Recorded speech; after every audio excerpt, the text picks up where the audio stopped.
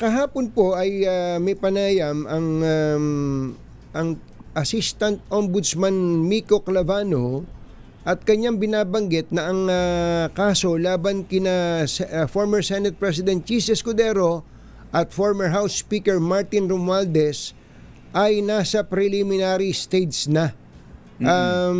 Yung kay Chis daw ay may kinalaman sa parang plunder ito eh.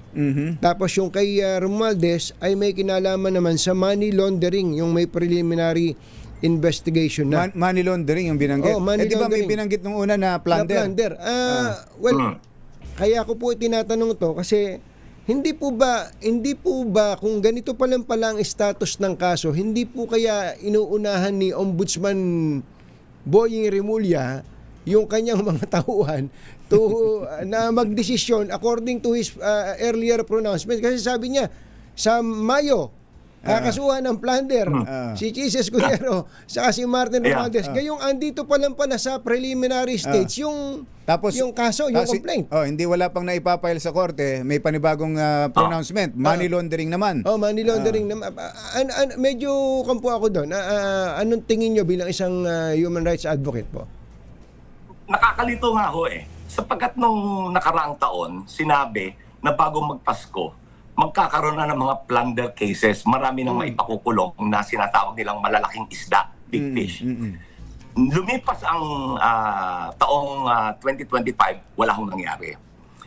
Sinabi noon, plunder. Ngayon naman, ang sinasabi niya ay the latest is second complaint for money laundering.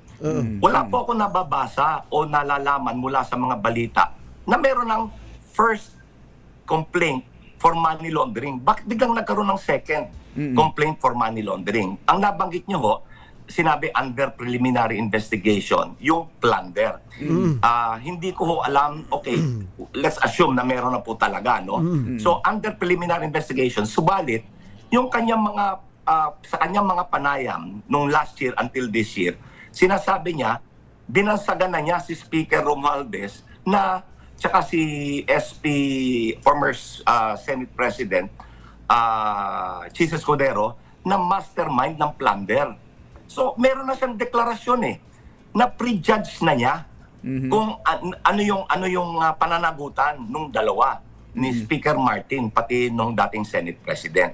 So, yun ho, nagpapakita ng pattern o huwaran ng paghatol.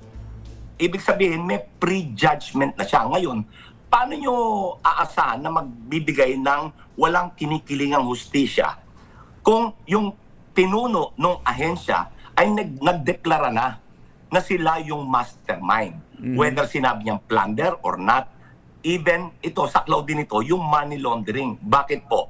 Yung money laundering kasi, ang predicate crime niyan, among the several, no, mga 7 ho yata yan, ay graft and corruption, which includes plunder.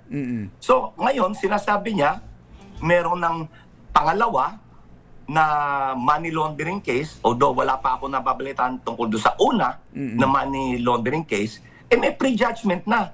Paano nyo aasahan na kokontra sa kanyang mga deklarasyon yung mga nasa ilalim niya?